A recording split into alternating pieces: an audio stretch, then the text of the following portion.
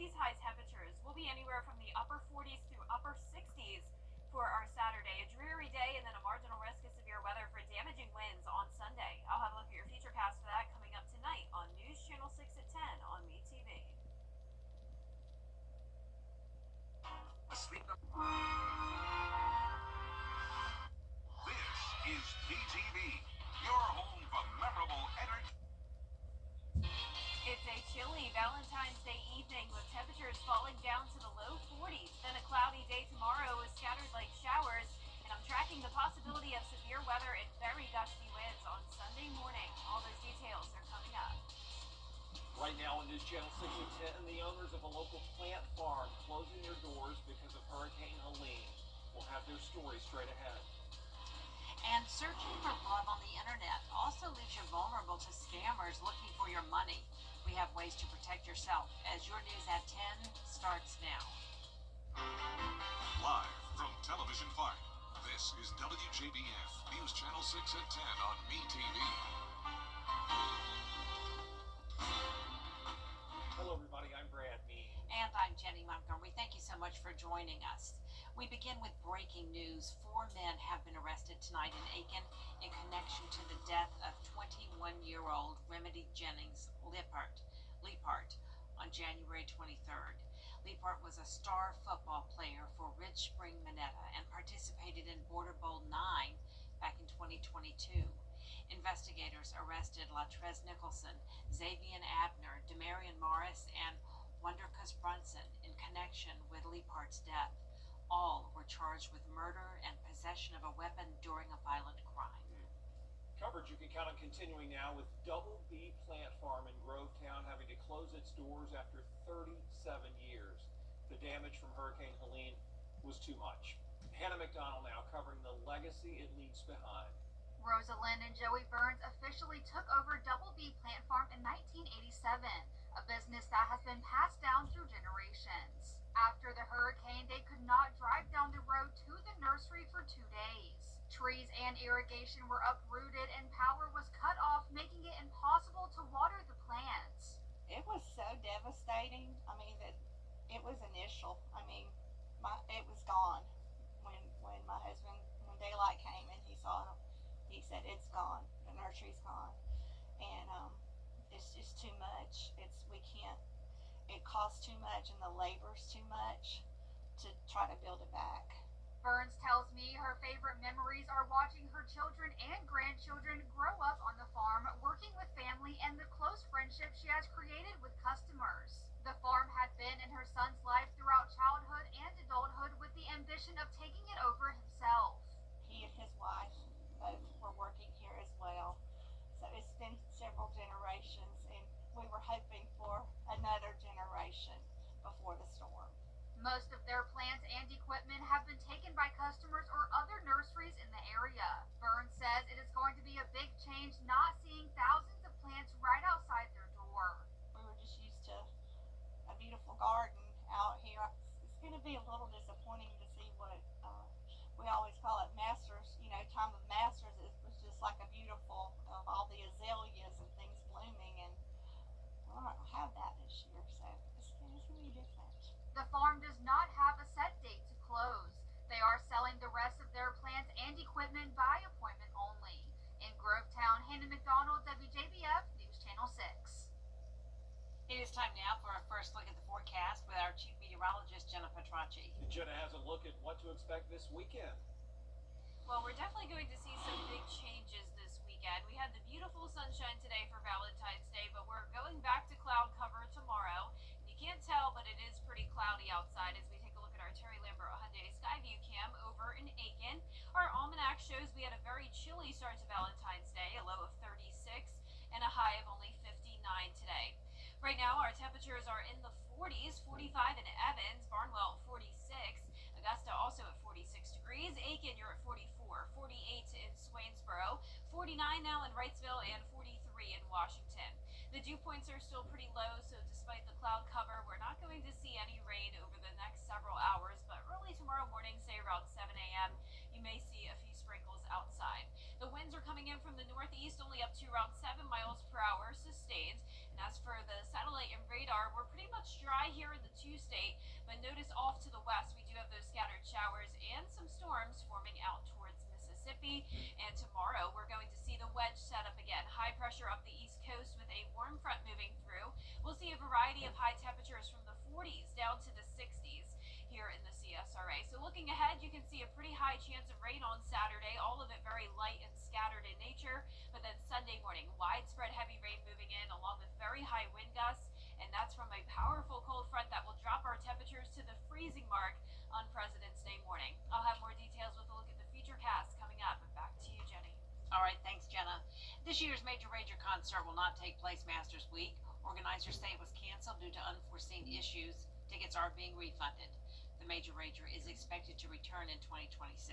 Another concert is going to go on as scheduled once again this Masters Week. It is the 21st annual Rock Bordeaux concert, always a big hit. Tuesday of Masters Week, that's April 8th. Jack Means' birthday. It'll be at the Lady A Pavilion in Evanstown Center Park. Raises money for First Tee of Augusta. Get your tickets at rockbordeaux.com. The Better Business Bureau is urging shoppers to be wary of new scams when buying a gift for your Valentine. Our Atlanta Bureau Chief Archie Seshadri reports. While Valentine's Day is celebrated with roses, chocolates, and dinners, the state is warning Georgians of a rise in romance scams. Romance scams target older people or those who've recently gone through a breakup, where criminals will try to create a connection with a sad story to try to steal your money. There are more and more texts, more and more phone calls, more and more emails that are impacting people. So we educate and we prosecute. Here we are, we're coming up on Valentine's Day. And again, criminals will take advantage of those that are maybe feeling a little bit lonely or a little bit vulnerable. With Valentine's Day coming up, we encourage people to be very aware of that. Last year, the Federal Trade Commission received 64,000 complaints and losses of more than $1 billion due to romance scams. Red flags include the person will constantly message you, but will never actually meet you in person, but instead push for money urgently. Yeah, unfortunately, there are just some human beings that will take advantage of others and put themselves in a situation where, again, they're trying to take advantage of human beings rather than helping. So our consumer protection, we have the ability to prosecute people that are engaged in scam. The Better Business Bureau says there are imposter websites, from fake jewelry sites to bogus online dating platforms, where scammers take official photos and then offer lower prices to steal your personal data and credit card information. The BBB says red flags include products with extreme discounts, no customer service contact numbers, or if the seller simply wants payment through Cash App or cryptocurrency. Other Valentine's Day scams include a wrong number scam, where you get a text from someone that's trying to reconnect or pretends to be an old lover, but instead they will try to get you to sign up to an adult site and steal your personal data. Reporting in Atlanta, Archit Seshadri, Atlanta Bureau Chief. And as we celebrate the matters of our heart on this day, some local doctors are taking the opportunity to remind you to think about heart health year-round, not just on Valentine's. Cardiovascular disease is a leading cause of death in Georgia and South Carolina, linked to stroke, congestive heart failure, hypertension, and other illnesses. Doctors say high blood pressure, high LDL cholesterol, and smoking are key risk factors, and most diagnoses are often premature. They can be prevented with early detection. It is important for individual people to approach the healthcare provider to evaluate themselves to prevent early cardiovascular death. And also, there is no downside in evaluating oneself for blood pressure detection, cholesterol elevation, sugar elevation, and also being overweight. All these things do matter and can prevent major heart disease. February is Heart Health Month, a reminder to get routine checkups and live a healthy lifestyle. An opportunity for you to take home a furry Valentine this weekend. Look at the unique way one shelter is celebrating love right after the forecast from Jenna.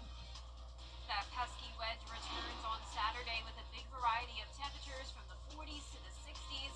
We're also going to have some scattered showers. Now on Sunday, heavier rain will be moving in with high wind gusts and even a chance of severe weather, followed by a freeze next week. All those details are coming right after this break. Coleman Services Kickoff. Moderate. Now, your most accurate forecast with WJBF Live 5 for 6. Well, just like our weather center has pink lights tonight, we're also seeing some pretty pink lights over in the SRP Park area on our Terry Lambert Hyundai Skyview cam in honor of the Valentine's Day spirit. It's a nice dry night, so that's always good, but it is chilly out there. We're sitting at 46 degrees, dew point of only 29, so still some dry air in place with high pressure in control. That's going to change for tomorrow, though. We're going to see more moisture coming in with the chances of rain this weekend. But in the meantime, it's definitely cooler north of I-20, as low as 41 degrees now in McCormick and Saluda, but still at 50 down in Sandersville and Wrightsville. Tomorrow morning, a lot of us will be around that 40-degree mark. And as for our satellite and radar, no rain nearby yet, but the clouds are definitely increasing. And tomorrow, get ready for another cloudy day. So think back to how it was over the past 3 days. That's what we're going to see again Saturday and then again on Sunday morning. But eventually by Sunday night, we will have those clearing skies again. But first, we'll have a lot of rain to work with. So we have this warm front coming in with scattered showers and storms around Arkansas and Mississippi. That warm front combined with the high pressure off the East Coast is going to put us in the wedge setup tomorrow. But in the meantime, tonight, upper 30s through mid 40s for our lows, partly cloudy, and then becoming overcast and dreary tomorrow. Highs only in the upper 40s in places like Saluda over towards Washington, but upper 60s are possible in our southern line counties and everywhere in between. Like Augusta and Aiken is going to see a mix of 50s and 60s. Here's our futurecast tomorrow at 7 a.m. Cloudy with those scattered light showers possible on and off throughout the day. So it won't be a complete washout, but definitely prepare for the possibility of some of that mist and drizzle like we had over the past few days. Then a different story on Sunday. We're going to have a powerful cold front come through. This is going to bring a line of heavy rain and even a few storms early Sunday between the hours of 5 a.m. to 10 a.m. So luckily it is a quick moving system, and that means there's a low chance of flooding. So here it is closer to home Sunday at 5 a.m. Our northwestern counties start to see that rain first, and then it moves through the metro around 7 to 8 a.m. and then down into our southern counties between 9 and 10. So this is definitely going to bring some heavy rain, thunder and lightning, maybe some severe storms, but the main story here is definitely the wind. Check out Sunday at 4 a.m. Already seeing those gusts up to around 35 to 40 miles per hour. It's possible we can even get a gust up to 50 miles per hour, and that's outside of thunderstorms. If we do get severe storms, those gusts will go up to 60, and even into Sunday afternoon when we dry out, we'll still see those high wind gusts. A marginal risk of severe weather for all of us as well, but as I mentioned, I'm not concerned about flooding, no more than an inch and a half at the highest. And then check out President's Day.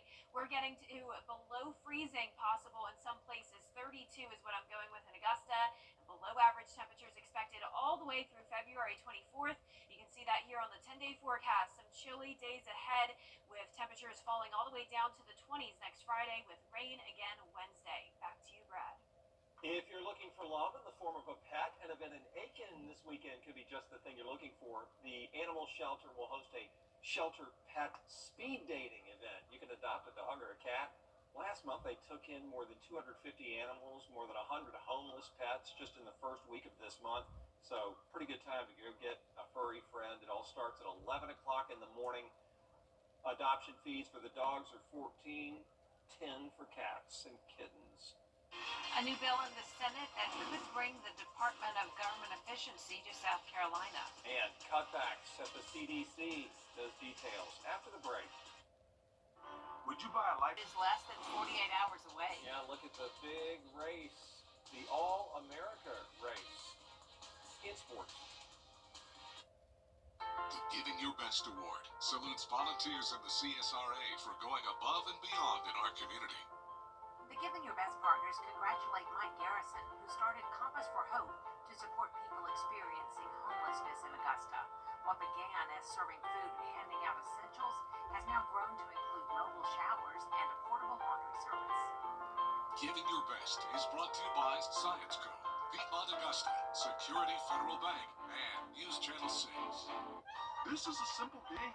Kick off your Saturday mornings with the most trusted team in local sports. Preview all of the weekend action and recap all of the big plays with Gianna Cephalou and Gabriel Stovall. 6 Sports Saturday, Saturday mornings at 9:30 on News Channel 6.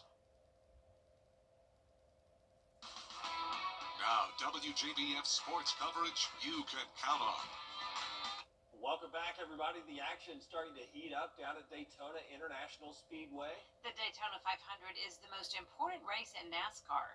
We now take you to a live look at Daytona International Speedway down in Central Florida. Very busy time down there. The infield already packed. The fans are in place, and racers, of course, preparing for the big day.